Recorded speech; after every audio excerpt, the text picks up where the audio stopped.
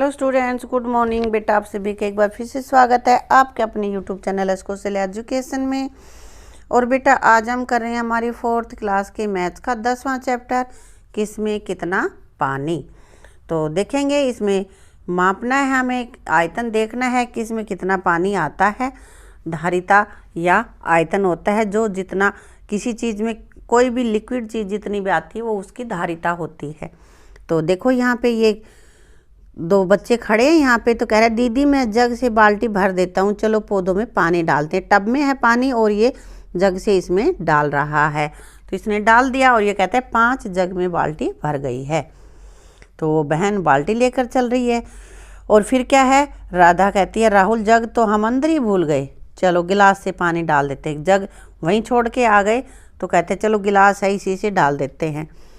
अब राहुल कहता है दीदी मैंने पौधों में 20 गिलास पानी डाला, अब बाल्टी में पानी भी नहीं बचा। 20 गिलास में पूरी बाल्टी खाली हो गई। तो बेटा तुमने क्या देखा, जग 5 जग से भरी थी बाल्टी और जब गिलास लिया, छोटा होता है ना गिलास तो, और गिलास से 20 गिलास से बाल्टी खाली हो गई। एक बाल्टी में कितने जग पानी आया था बताओ? 5 जग, है ना, 5 जग आए थे। और एक बाल्टी पानी में से कितने गिलास पानी के भरे गए? कितने भरे थे करण? 20 गिलास डाले हर बाल्टी में, अब पानी भी नहीं है तो ये आ जाएगा यहाँ पे 20 गिलास।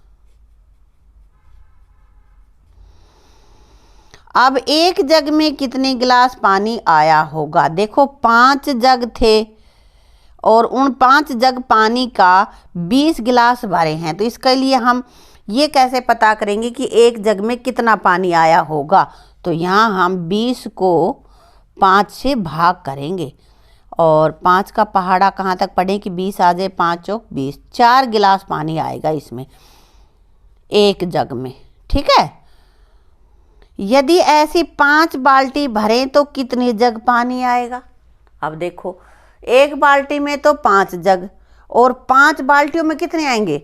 5 बाल्टियों में 5 से हम इसको गुना कर देंगे, ज़्यादा आएगा ना। एक बाल्टी में 5, फिर दूसरी में 5, फिर उससे अगली में 5, यानी कि 5 जमा 5, 5 बार जोड़ेंगे। जैसे कि मैं यहाँ लिख दूँ 5 जमा 5 जमा 5 जमा 5 और जमा 5, 5 बाल्टियाँ होगी ना। एक बाल्टी में, फिर दूसरी में, फिर तीसरी में, फिर चौथी में, 5वीं में, ऐसे डालेंगे और इन सब को जोड़ेंगे तो उत्तर हमारा क्या आएगा?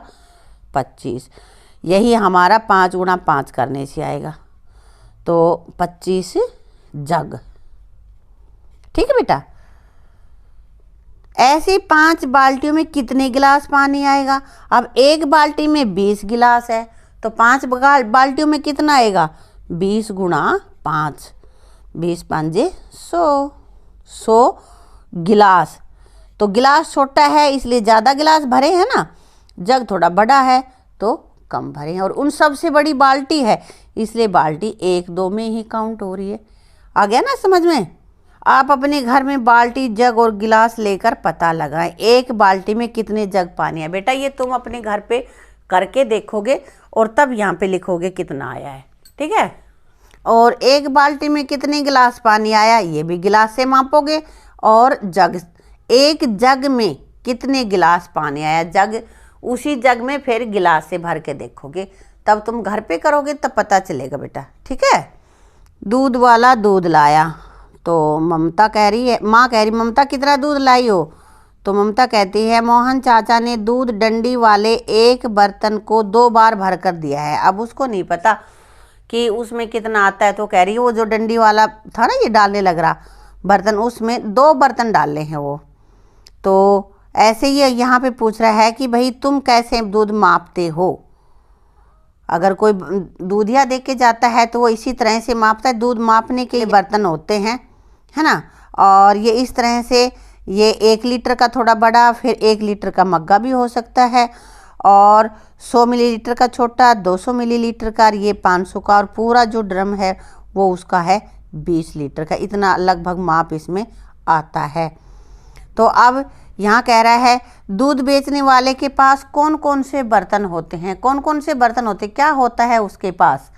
दूध वाले के पास ड्रम होता है जिसमें बहुत सारा दूध होता है ना, और फिर दूध मापने के उसके बर्तन होते हैं, जैसे ये 1 लीटर का, 100 मिलीलीटर का, 200 मिलीलीटर का, 500 का, इस तरह के सारे बर्तन होते हैं ना उसके पास।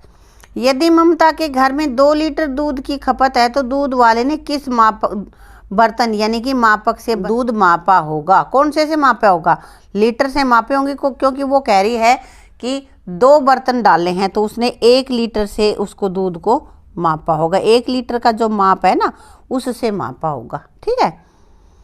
मापक अलग अलग माप के क्यों होते हैं भाई? क्योंकि दूध की अलग अलग मात्रा मापनी पड़ती है। कोई आधा लीटर लेता है, कोई 2 लीटर लेता है, कोई भाई 1 लीटर लेता है, इसलिए अलग अलग माप के बर्तन उसको चाहिए होते हैं। 800 मिलीलीटर दूध मापने के लिए आप कौन से मापक का प्रयोग करोगे? देखो यहाँ पे लिखे हुए हैं, तो इनमें से कौन से मापक का आप प्रयोग करोगे? भाई हम एक तो करेंगे 500 मिलीलीटर वाले का, है ना, और 500 ml वाले का। एक 500 में और कितना चाहिएगा? 200 का, चाहे हम यहाँ जमा का निशान लगा लें या ना लगाएं। 200 ml का और 100 ml का, इनसे ही हम इसको माप पाएंगे बेटा। ठीक। क्या आपके घर में कुछ ऐसे बर्तन हैं जिनका प्रयोग आप मापक के रूप में कर सकते हो, और यदि हाँ तो कौन सा? किससे हम माप लेते हैं बेटा? लोटा है, जग है, मग है या गिलास है, ये वाले बर्तन होते हैं ना जिनसे हम इस तरह की चीज़ें मापते हैं। तो यहाँ हम लिख लेते हैं थोड़ा सा, लोटा, गिलास, जग, और ये जो मग होता है उससे माप लेते हैं। तो इस तरह की चीज़ों से मापते हैं। ऐसा नहीं है कि हम परात में माप ले दूध को, हम इस तरह के जो ऊपर बताए हैं ना उन्हीं बर्तनों में हम मापते हैं। आपके ऐसे मापक कहाँ कहाँ देखे हैं और इनसे क्या क्या मापा जाता है? इस तरह के जो मापक यहाँ दे रखे हैं, कह रहा है कि इन मापकों को आपने कहाँ कहाँ पे देखा है, और देखा है तो कहाँ देखा है ये आपको नीचे लिखना है। तो यहाँ पे देखो दे रखा है, ये 5 लीटर का है, ये 1 लीटर का, ये 2 का, ये 3 का, और ये 500 लीटर की।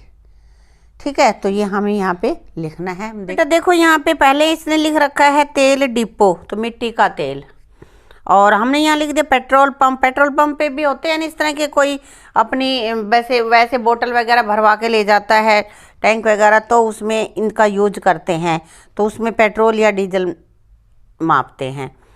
दूसरा, दूध की डेयरी, डेयरी में दूध मापा जाता है इससे। और तेल रिफाइनरी में, सरसों का तेल जहाँ पे साफ़ होता है, सरसों का तेल निकाला जाता है, वहाँ पे भी ये यूज होते हैं। ठीक है। अब यहाँ पे कह रहा है कि कोमल के पास 2 लीटर और 5 लीटर के एक एक मापक है। एक है 2 लीटर का मापक, दूसरा है 5 लीटर का। स्नेहा को 3 लीटर दूध चाहिए। अब स्नेहा को 3 चाहिए क्योंकि 3 लीटर का यहाँ पे कोई मापक भी नहीं है। तो फिर कोमल उसे 3 लीटर दूध दे दिया। बताए कैसे दिया? तो क्या करेगी कोमल ने पहले 5 लीटर दूध मापा, है ना, और जो 5 लीटर दूध हो गया उसमें से 2 लीटर दूध और माप के वापस निकाल लिया। पहले 5 लीटर दूध माप लिया और 5 में से 2 निकाल दिया, तो बच गया ना 3 लीटर, और ये जो 3 लीटर बचा वो उसने स्नेहा को दे दिया। आ गया ना समझ में बेटा? अब यहाँ पे देखो, आओ करें दादी की सेवा। ये दादी बीमार हो रही है, ये हॉस्पिटल में हो सकती है। देखो ग्लूकोज की बोतल लगी हुई है, दवाइयाँ हैं, ये गिलास है, ये भी दवाई है, इंजेक्शन वगैरह होंगे यहाँ पे, है ना, नर्स है यहाँ पे। तो ये चित्र को देखकर कह रहा है कि चित्र में ऐसी कौन सी वस्तुएं हैं जो मापक के रूप में यूज होती हैं? कौन कौन सी हैं? ग्लूकोज की बोतल पे लिखा होता है कितने है, 750 ml है या 1000 ml है, जो भी है इस पे लिखा हुआ होता है। और क्या हो सकता है? यहाँ पे ये दवाइयाँ हैं, ये भी मापक ही हैं, इन पे भी माप लिखा हुआ होता है। और भाई ये सिरिंज हो सकती है, जो उसके इंजेक्शन हम भरते हैं उसमें भी मात्रा होती है ना, तो ये हम मापक के रूप में यूज कर सकते हैं। ये मैंने लिखा हुआ है क्योंकि लिखने में फिर टाइम ज़्यादा लग जाता है। दवाइयों के लिए छोटी मात्रा के ही मापक क्यों प्रयोग में लिए जाते हैं? क्यों? क्योंकि दवाइयाँ ml में ही होती हैं, कोई भी दवाई लीटर 2 लीटर ऐसे नहीं होती है ना, ml में होती, थोड़ी मात्रा में ही होती है, इसलिए हम उसको ml में ही इसको छोटे मापक उसके लिए यूज करते हैं। अपने घर में किसी भी दवाई की बोतल पर लिखी मात्रा को पढ़ें और लिखें। तो देखना अपने घर पे कोई भी बोतल उठाओ और उसके ऊपर लिखा हुआ होगा कि कितनी मात्रा है, 50 ml है, 100 है, भाई 150 है, जो भी है, या मैंने अंदाजे से तुम्हारे लिए लिख दिया है 50 ml 100 ml। आप अपने घर पे माप के और फिर लिखना इसको, ठीक बेटा। पिताजी डॉक्टर ने दादी को इंजेक्शन लगाने से पहले सिरिंज को ध्यान से क्यों देखा था? इंजेक्शन लगाते हैं जब देखते हैं ना, तो पिताजी कह रहे भारतीय सिरिंज पर भी माप लिखा। दादी की दवाइयों में एक नई सिरिंज भी है, मैं इसे ले लूं, देखूंगी कि इस सिरिंज पे कितना पानी आ सकता है। तो बेटा जो इंजेक्शन लगाने की सिरिंज होती है उसमें भी माप लिखा होता है कि कितनी मात्रा में हमें उसमें दवाई भरनी है, तब इंजेक्शन लगाना, जैसे 5 ml या भाई 10 ml इस तरह से। तो अब आगे यहाँ पे ये कह रही है कि दादी की दवाइयों में भी है तो मैं उससे माप लूँ। तो वो कह रही है कि मैं उसमें देखती हूँ कितना पानी आता है। तो उसके फादर कह रहे हैं हाँ ले लो, क्या तुम इस सिरिंज से बड़ा मापक बना सकती हो?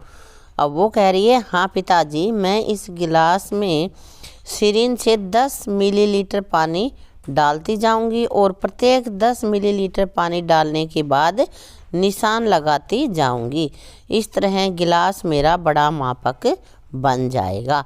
तो आगे ये मापक बनाएगी इससे, तो वो हम देखेंगे कि अगली वीडियो में किस तरह से मापक बनाती है। इस वीडियो को यहीं समाप्त करते हैं। अगर आपको वीडियो अच्छी लगी हो तो वीडियो को लाइक करना, शेयर करना और चैनल को सब्सक्राइब करना। साथ ही साथ और अधिक वीडियो प्राप्त करने के लिए हमारे दूसरे चैनल, जिसका लिंक मैं डिस्क्रिप्शन में दे दूंगी, उसको भी लाइक कर देना और सब्सक्राइब कर लेना। Thank you.